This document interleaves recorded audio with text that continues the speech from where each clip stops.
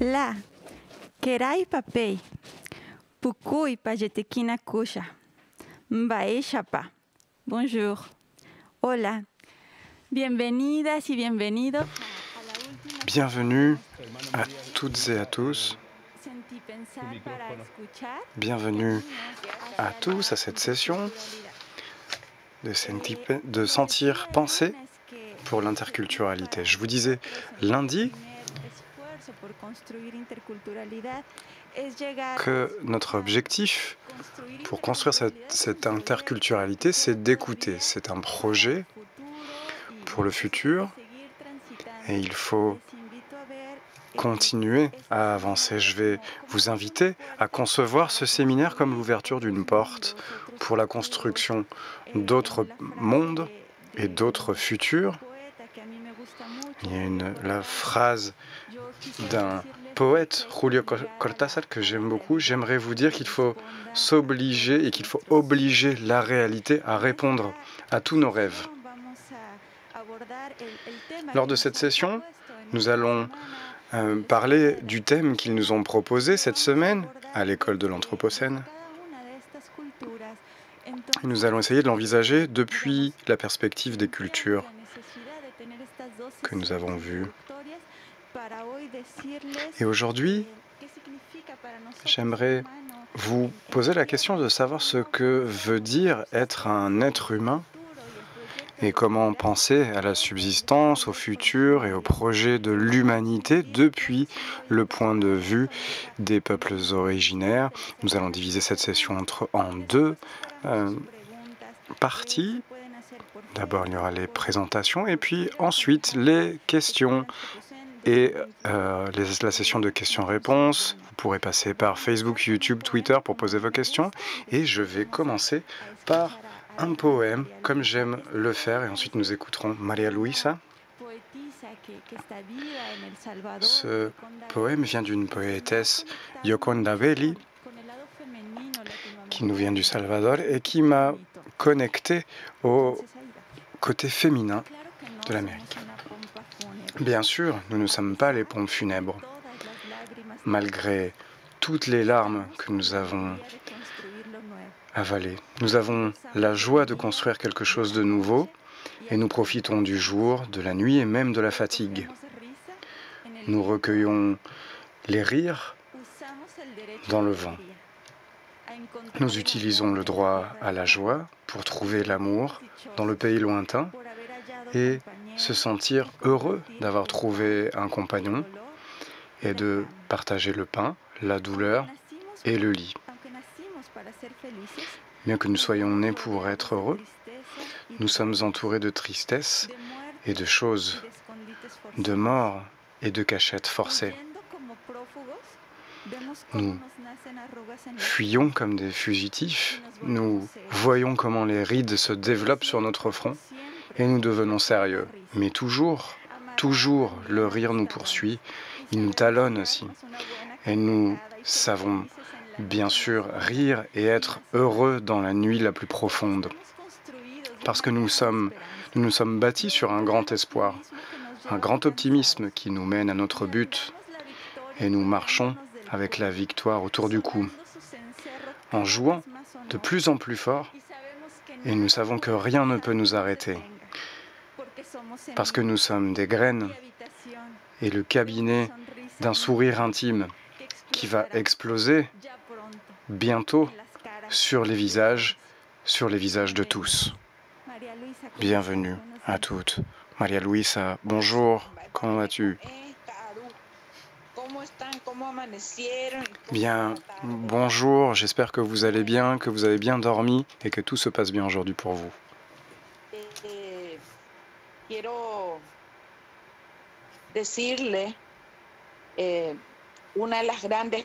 J'aimerais vous partager l'une des grandes préoccupations que nous avons en tant que peuple originaire d'Amérique, le changement brusque que nous sommes en train de vivre en tant qu'êtres humains.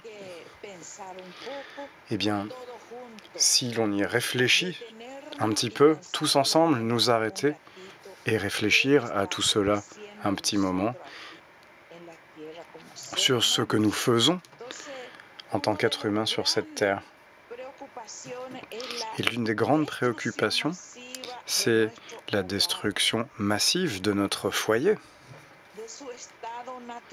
de son état naturel, ce changement radical et universel qui parfois est même irréversible. Comment allons-nous pouvoir subsister dans le temps et dans le futur?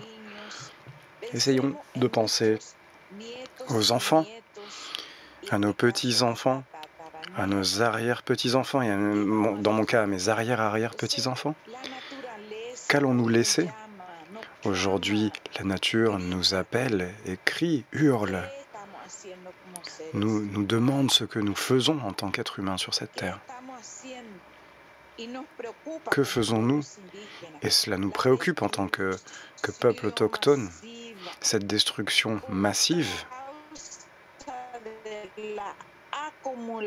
à cause de l'accumulation et la spoliation et l'individualisme de l'être humain. C'est à cela que j'aimerais réfléchir aujourd'hui avec vous. La science avance énormément dans le monde. Aujourd'hui, nous sommes à la pointe des connaissances de l'être humain, mais nous laissons de côté des choses beaucoup plus importantes, comme le fait de prendre soin de notre habitat. Donc, où allons-nous? Dans quelle direction allons-nous? Je me le demande, et je pense que nous devrions tous nous poser cette question. Parce que je pense qu'il faut qu'on puisse regarder cela en face. C'est quelque chose qui me pèse sur le cœur. Je me demande quelles sont les alternatives qui se présentent à nous. Les alternatives en termes d'apprentissage. Une des grandes alternatives pour notre peuple, pour notre société, pour les êtres humains, c'est revenir et essayer de prendre soin à nouveau des arbres qui sont si généreux avec nous. Ce sont nos frères, les plantes. Et scientifiquement, nous savons que c'est une façon de purifier l'air que nous respirons, l'air qui nous entoure. Il y a des arbres qui grandissent très vite. Un arbre en 3 ans peut déjà mesurer 1 mètre, 1,50 m, et il continue à grandir. Donc je crois que c'est facile de rassembler les graines, de les planter. Notre terre-mère crie. Et elle nous crie. Elle crie envers nous. Et cette terre-mère verte qui est si belle, je me rappelle courir à l'intérieur de ton ventre lorsque j'étais petite, avec le vent qui jouait dans mes cheveux. Aujourd'hui, les choses ont changé, les champs sont pleins de vaches. Où sont mes frères, les arbres? Où est ce temps de liberté? Chère terre-mère verte, où sont les arbres? Qui les a emportés? Parce qu'ils sont morts. Je ne comprends pas. Aujourd'hui, je suis chargé de peine. Je n'entends plus chanter les grenouilles. Où sont-elles parties? Elles ne sont plus là.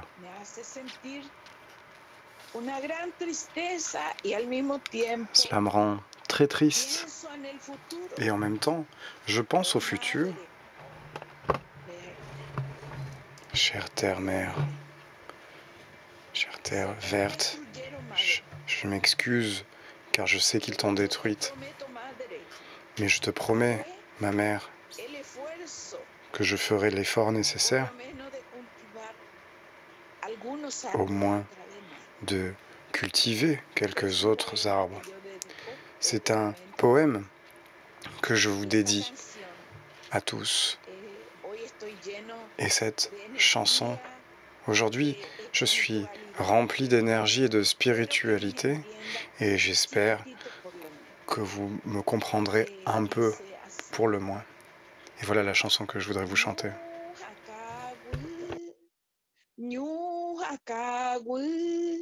Opa opa opa opa nyandehewe nyu hakagwe opa opa opa opa nyandehewe. ¿Qué estoy diciendo? Se exterminaron los grandes montes y las hermosas praderas donde jugaban. Je me rappelle de ces prairies où nous jouions ensemble en tant qu'êtres humains. Alors, mes chers compagnons et compagnes, notre grande préoccupation, c'est de savoir comment nous allons pouvoir revenir à cet état où nous prenions soin de la nature. Et c'est urgent de pouvoir le faire, c'est notre présent, c'est urgent. Je ne peux pas imaginer que dans les 30 ou 40 prochaines années, les gens puissent continuer à vivre de cette façon. Aujourd'hui, il y a des villes dans lesquelles on ne peut même plus respirer. Donc, que sommes-nous en train de faire? Qu'avons-nous fait depuis l'Antiquité jusqu'à aujourd'hui? Je pense que l'homme moderne est un des grands problèmes. Et son problème principal à cet homme moderne, c'est la spoliation, l'individualisme et l'exploitation et l'accumulation. Tout ce que nous faisons en tant qu'êtres humains, c'est justement trouver une alternative. Il faut nous organiser et lutter pour nos droits, pour les droits que nous avons dans cette grande maison qu'est notre planète. Nous sommes les peuples autochtones, des peuples qui ont toujours pris soin de la nature. Cela a toujours fait partie de nos luttes. Qu'un arbre, qu'une montagne, qu'un ruisseau puissent remplir leur fonction, leur rôle dans cet environnement duquel nous faisons partie. L'Amazone se lève et nous demande de changer les choses. Aujourd'hui, l'Amazonie, qui était connue comme le poumon du monde, aujourd'hui ne l'est plus, elle est dévastée. C'est ce que je souhaite vous partager aujourd'hui et je suis très ému, je pense que vous vous en rendez compte, parce que je pense au futur de nos enfants et aujourd'hui, nous souffrons du changement qui est en train de s'opérer. Que va-t-il se passer dans 20 ans, dans 30 ans? Je pense que nous sommes en train de modifier les choses beaucoup trop rapidement, que nous changeons, nous altérons notre terre-mère. Et cela se fait de façon irréversible parfois. Et c'est ce que nous amène ces grandes épidémies, et on le sait, c'est reconnu scientifiquement. Ce n'est pas moi qui déclare cela. Ce n'est pas une théorie, c'est la réalité. Donc j'aimerais laisser cette pensée, cette construction d'une occasion pour nous tous.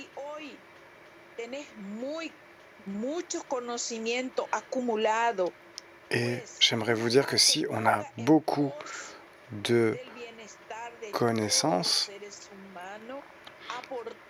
eh bien si l'on peut contribuer de quelque manière que ce soit et comme nous pouvons, si on peut aider l'être humain à réparer la douleur et la souffrance que nous avons imposées à notre terre-mère. Car c'est impressionnant de voir les déchets dans les grands océans, que ce soit l'océan Indien ou l'océan Pacifique, que j'ai pu voir de mes propres yeux. C'est impressionnant de voir comment les gens jettent leurs déchets. Les océans sont remplis de plastique, même parfois de voitures, que les gens jettent et abandonnent.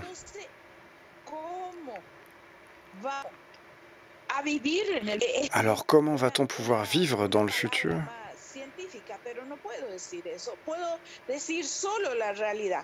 J'essaie de vous retranscrire la réalité sans utiliser de termes trop scientifiques, la réalité que nous traversons tous.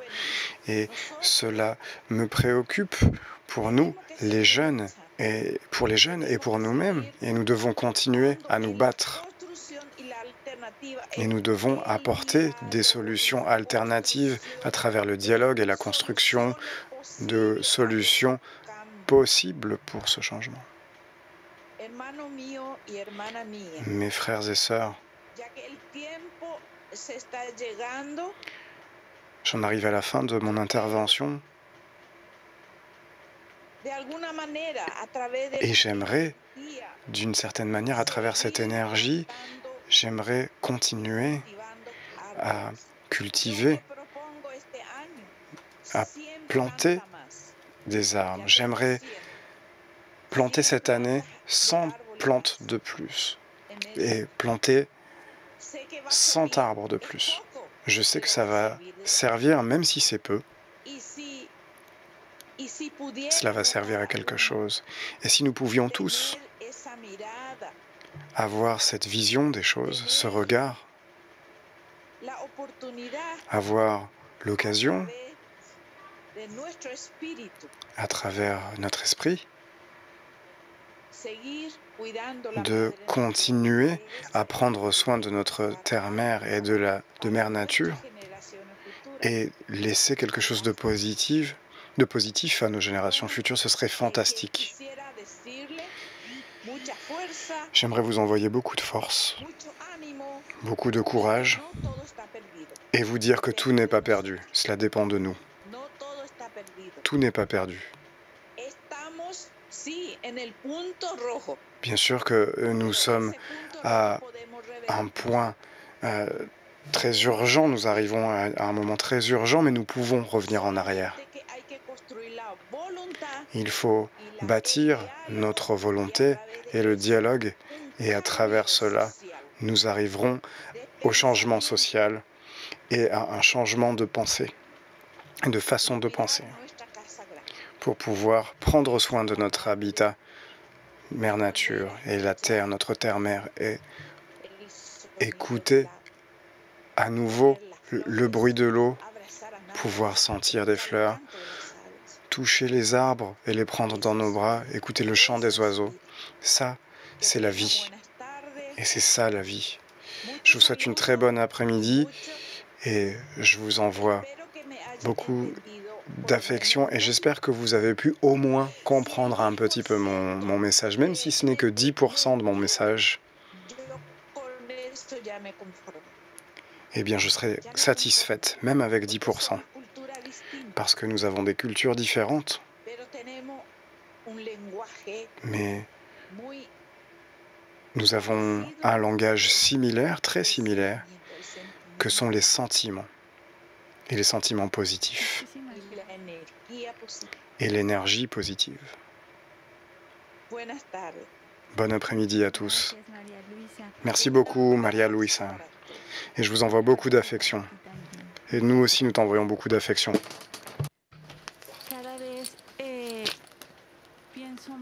Chaque fois, de plus en plus, je pense à ce que ma sœur Maria Luisa m'a dit. Je pense que c'est important. Parfois, on nous dit ce que l'on pense. On nous dit où est la sagesse. Et moi, je pense que cela réside dans les émotions. C'est peut-être à ce niveau-là qu'on pourrait se retrouver. Gavina. Comment vas-tu? Ça va? Adelante. Tu as la parole.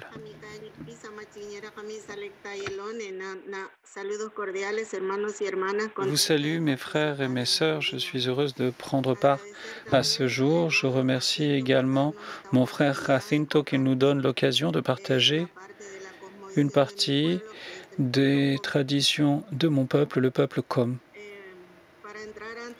Alors, pour aborder cette question, j'ai donné un titre.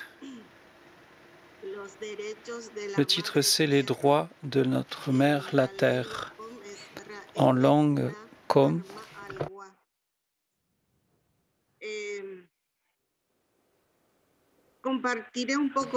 Donc, je vais partager avec vous une partie de la cosmovision. C'est une expression qu'on utilise beaucoup comme peuple originaire, le peuple Kom. Et l'espace dans lequel nous nous trouvons, il y a des ordinateurs dans notre vie. Donc la deuxième image, je pose des questions. Où sommes-nous? D'où venons-nous? Où est-ce que nous allons après la fin de notre vie? Qu'est-ce qui nous entoure et qu'est-ce que nous comprenons des créations sur la Terre? Pour nous, ces questions sont importantes. Et c'est ce que l'on développe dans le cadre du groupe familier, du groupe de la famille, de la communauté. On peut voir certaines photos que nous avons prises au cours de notre promenade sur notre territoire, le territoire de Formosa. Nous savons que la société dans son ensemble a créé des explications pour savoir comment organiser la vie quotidienne. Et donc, dans les réponses, il y a des représentations structurées de chaque peuple qui combinent de manière cohérente des notions sur le territoire, sur l'endroit où on se trouve. À cet égard, pour le peuple Kom, il existe une relation réciproque entre l'être humain et la terre. Parce que chaque être a sa particularité que l'on comprend comme étant une mission au cours de son existence. Et dans cette existence, on cherche le respect. Lorsque on parle de respect, on parle de respect comme peuple originaire. Hier, on m'a parlé des conflits sur notre territoire. Auparavant, on a essayé de mettre en place... Donc les pouvoirs ont essayé de faire croire à un ennemi intérieur dans le pays. Et ce parce que nous, on a parfois été désignés comme ennemis intérieurs, mais parce que nous remettons en question la notion de propriété du modèle extractivisme. Et à cause de l'expansion de la frontière agricole, nous sommes en but avec le pouvoir.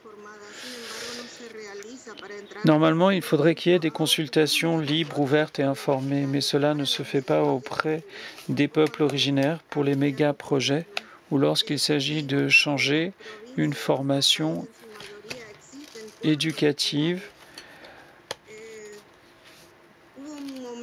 On ne nous demande pas notre avis sur ce que l'on doit nous enseigner.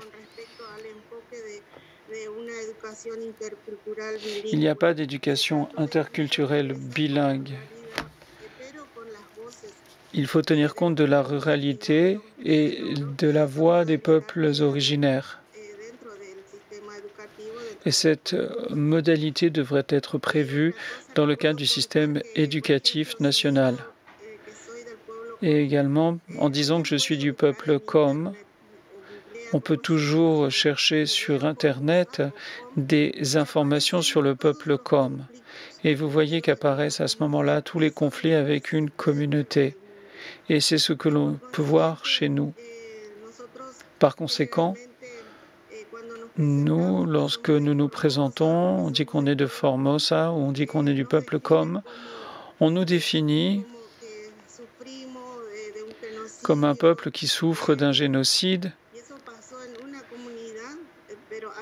Et cela s'est produit dans une communauté, mais il y a d'autres communautés.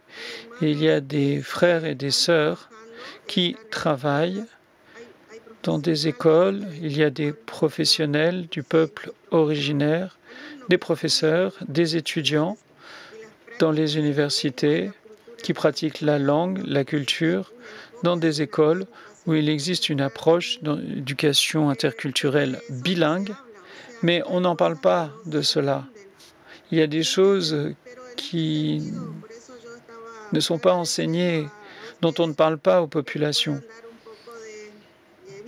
Donc l'idée ici, c'est aussi que nous soyons un peu plus visibles comme peuple originaire, parce que je pense que nous sommes prêts à partager nos connaissances. Nous vivons dans un territoire où on peut trouver nos médecines, notre manière de vivre, et notre cosmovision est fondée sur des légendes et des contes. Et pour nous, les légendes sont comme l'histoire de nos peuples. Et c'est ainsi que sont transmises les valeurs d'une génération à l'autre et entre les personnes et l'environnement. Les coutumes ancestrales sont développées par des règles de conduite qui s'appliquent à la communauté de manière collective, et cela est matérialisé par différents événements qui ont lieu tout au long de la vie, qui nous font grandir, qui sont développés jusqu'à la mort. Les représentations collectives matérialisent les symboles, les rituels, les moyens grâce auxquels les familles vivent. Nous avons évoqué tout cela hier. Tout comme d'autres peuples, nous avons un profond symbolisme quant à la création de l'homme, de la femme et de l'environnement. C'est notre identité. Ainsi, aujourd'hui, nous pouvons partager la manière dont nous comprenons le monde et quelle est notre situation dans cette maison qui est la même. Troisième image.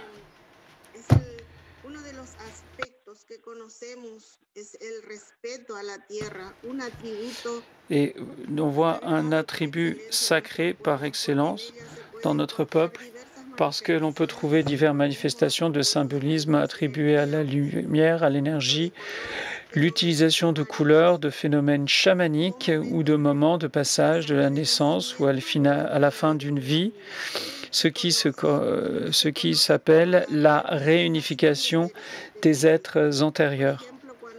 Par exemple, quand une personne s'en va de ce plan et renaît sous une autre forme, elle naît dans une famille et ce nouvel être peut parfois présenter des caractéristiques de l'être antérieur. Et nous reconnaissons, nous, ces traits antérieurs.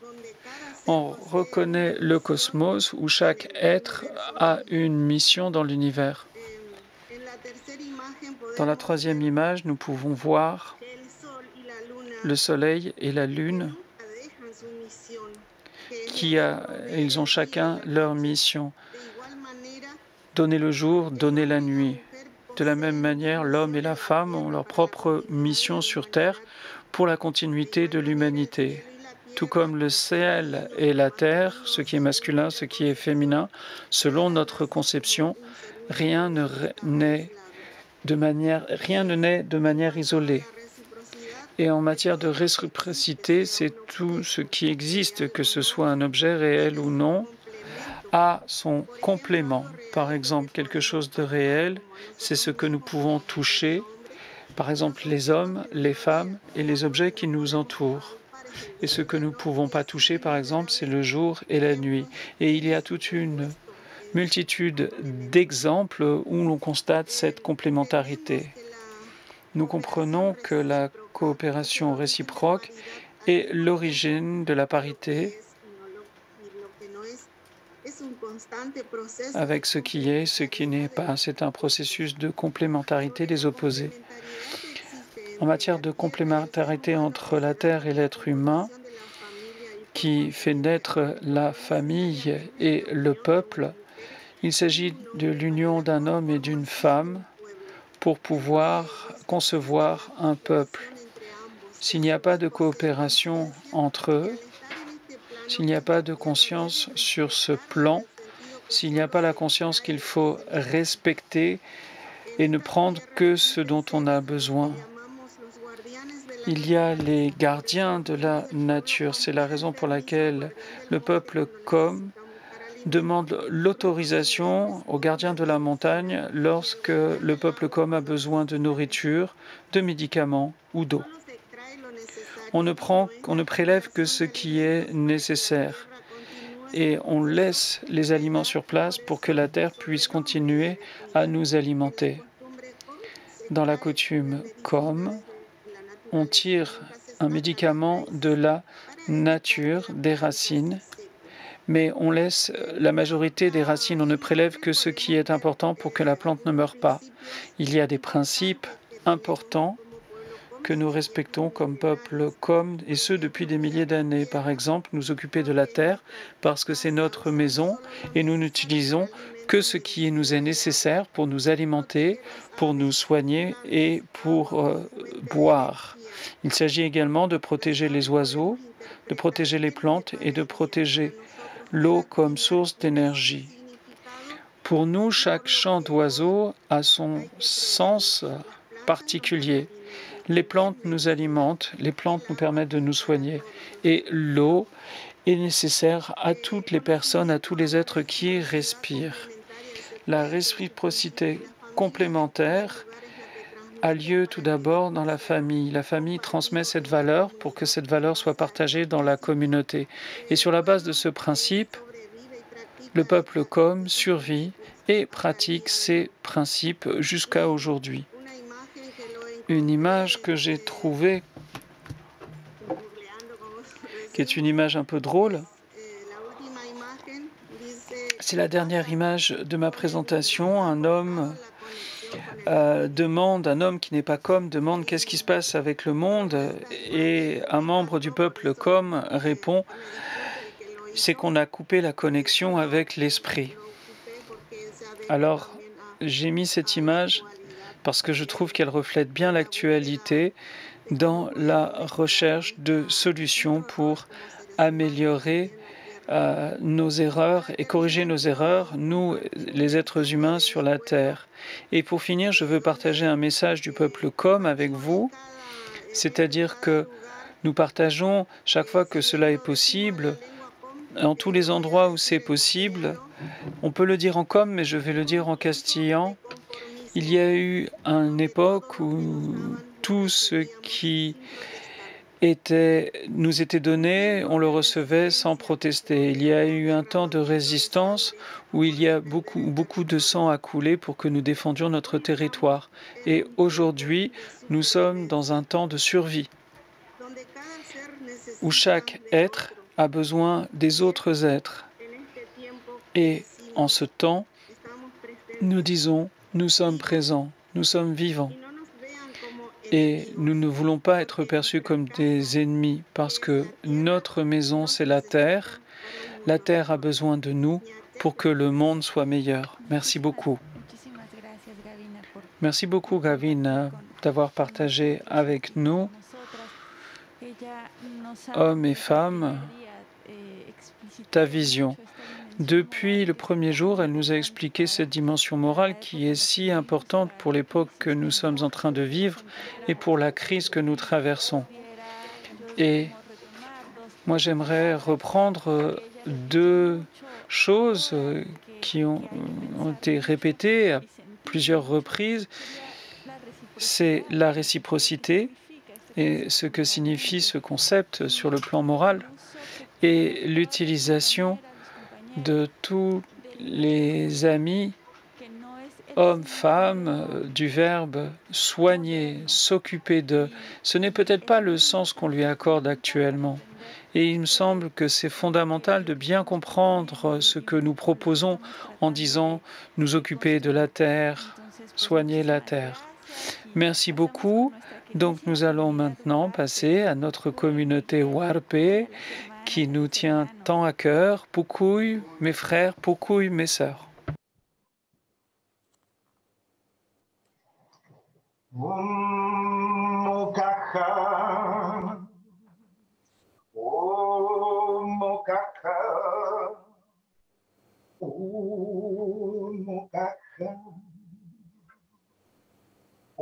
Matekeje chiguas, chiguas, ye nyereke, chuimanai guarani,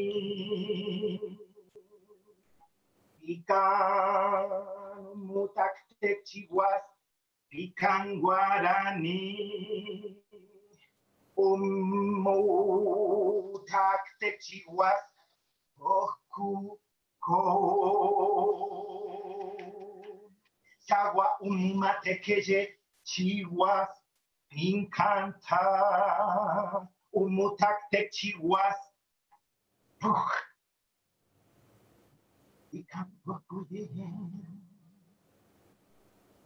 Ayetekina kuyultun koyuyun chihuas Takir nanya mate kayen.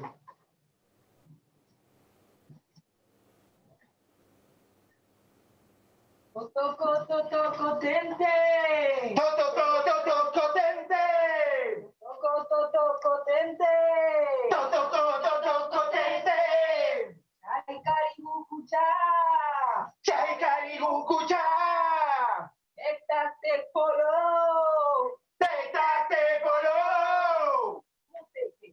Mutekeke.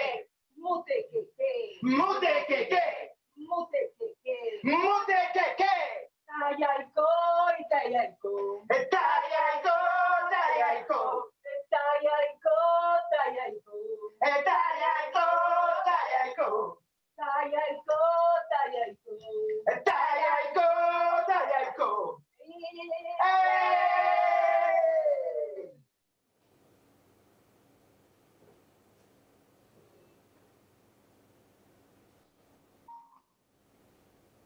Pukuy, mutekeke, pukuy, pican, yeyen, yaita, nierke, puk,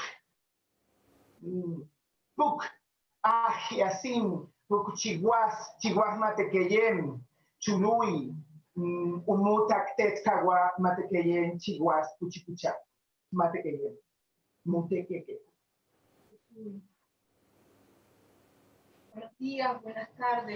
Bien, bonjour à tous, où que vous soyez, à toutes et à tous nos frères et à toutes nos sœurs, nos frères et sœurs Guarani, Maria Luisa, Gavina, notre sœur Gavina,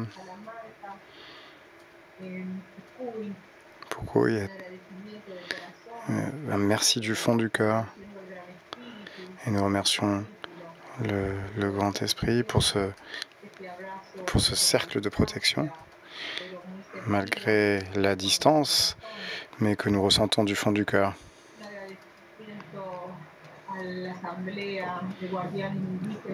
Merci beaucoup à l'Assemblée des gardiens indigènes d'Amérique du Sud, au Mexique, qui est présente et qui nous accompagne et qui nous envoie cette affection.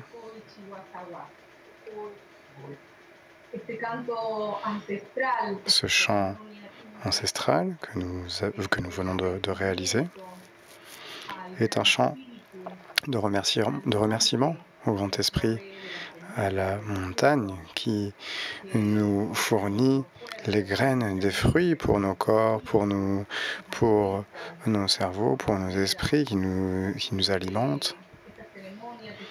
Cette cérémonie qui se réalise sur notre territoire, notre peuple la réalise dans chaque communauté, chaque famille, et recueille les fruits que la montagne nous fournit.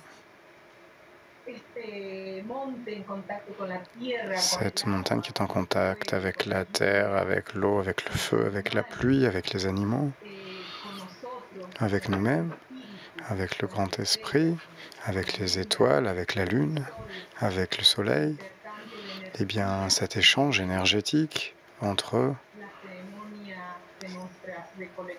est symbolisé par cette cérémonie de cueillette que nous venons de réaliser. Pukui. Chului, Tayaiko, Taktek Chului, Yeyen Yaitama Tekeyen, Chihuas Tayaiko, Chihuas Kerket, Chihuas Tuta, Chihuas Totoko, Chihuas Achango, Achango, Volta, Volta, Chihuas Chui, Campo, Matekeyen, Ochuk, Ha. Akeiwe chaikaribu kucha chunanai kucha. Akeiwe ajiasin. Mate que yenica. Que nunca habla del respeto del otro. Alors, on parle ici de la relation avec la vie.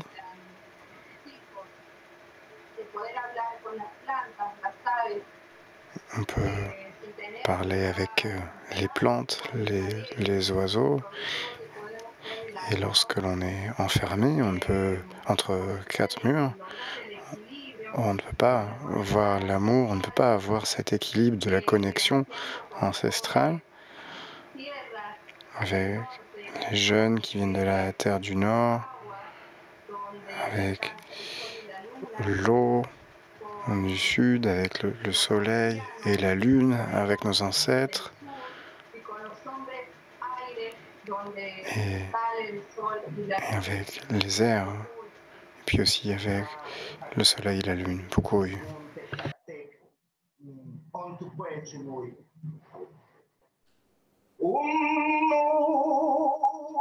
Tuta ulmu, takte tuta, mate que yen chului, yumena inatoro. Tuta ultum. Chului tagua mate que yen. Tuta ultun ayutan tuta ultun puk, ayutan tuta ultun puk, kuchi kucha.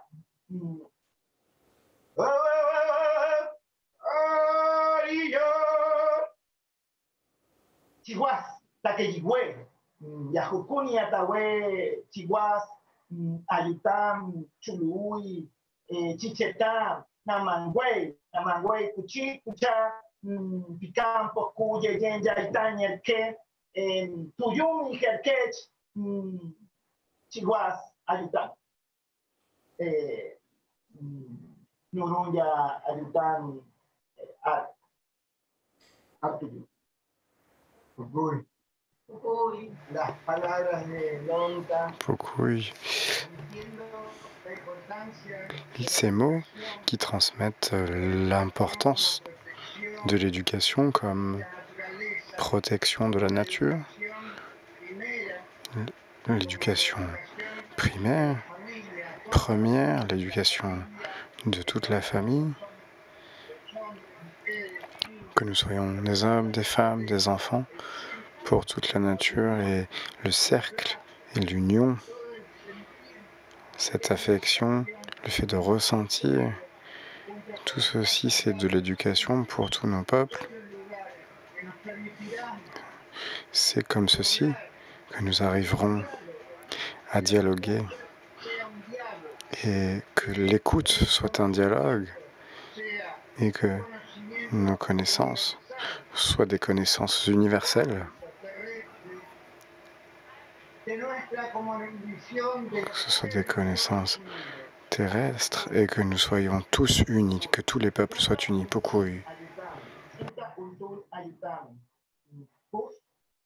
Cuchicuchá, Tutayután, San Luis, Tutayután, Francia, Tutayután, Lincoln, Tutayután, Chile, Tutayután, Venezuela, Chucheltuán, Ecuador, Chihuahua.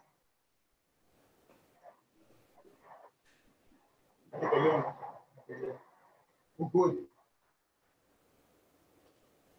Los pueblos representados.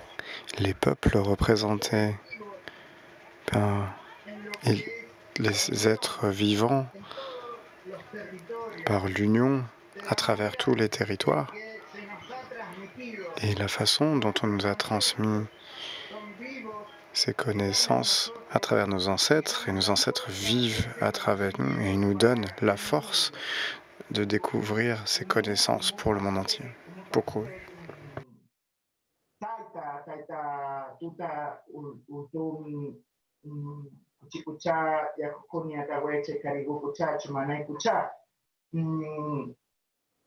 Chihuahua, Taitei, Cuchicuchá, Nenú, Cuchicuchá, Nanaya, Yengayactá, Cuchicuchá, Quemé, Cuchicuchá, Tactec, Cuchicuchá, Matecayén.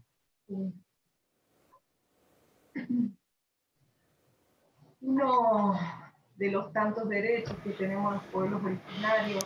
L'un des droits que nous avons en tant que peuples autochtones, qui fait partie de la Constitution, c'est le droit à l'interculturalité,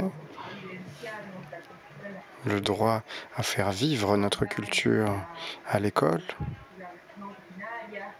pour nos peuples autochtones, la culture de nos peuples originaires puisse être transmise à nos enfants, notre langue, notre façon de vivre, notre façon de nous alimenter, pour que tout ceci ne se perde pas dans le futur. Et nous avons besoin de faire appliquer ces droits, puisque le mot interculturalité est un très grand mot, un beau mot, mais nous avons besoin qu'on nous tende la main, qu'on nous donne de l'affection et que nous puissions recevoir cela de la part de nos autres peuples frères.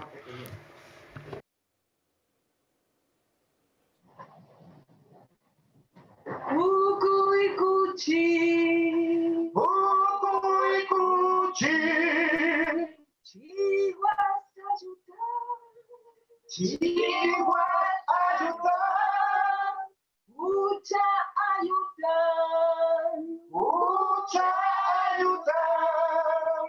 Lo putatana mangüey, lo putatana mangüey, lo putatana mangüey, lo putatana mangüey, lo putatana mangüey, lo putatana mangüey.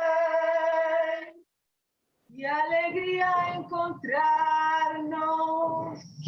La joie de nous rencontrer.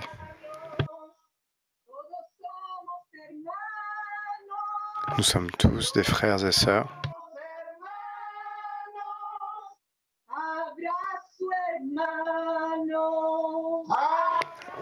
Nous vous envoyons notre affection. Tous unis.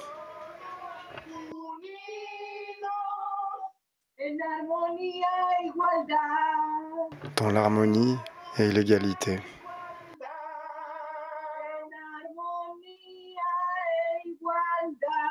Dans l'harmonie et l'égalité.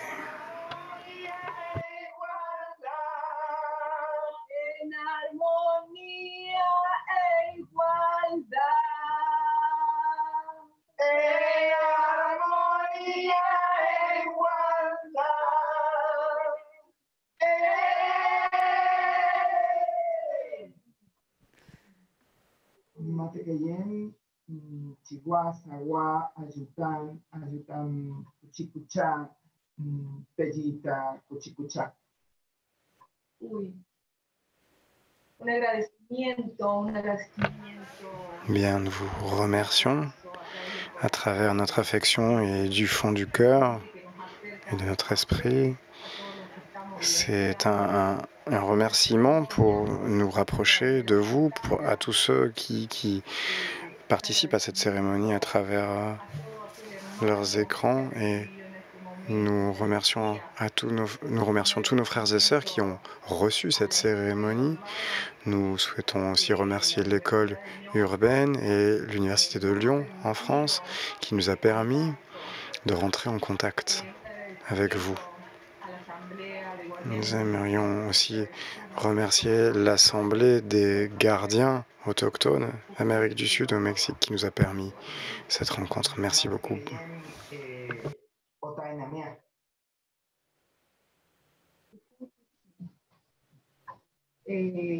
Chaikariuchu imanai warpetin kanta, otainamia kuchi, otainamia tuta, otainamia tuntawai kuyum, otainamia nanai, ekech kuyum, otainamia chaikariu, otainamia takiyiwe, takiyiwe.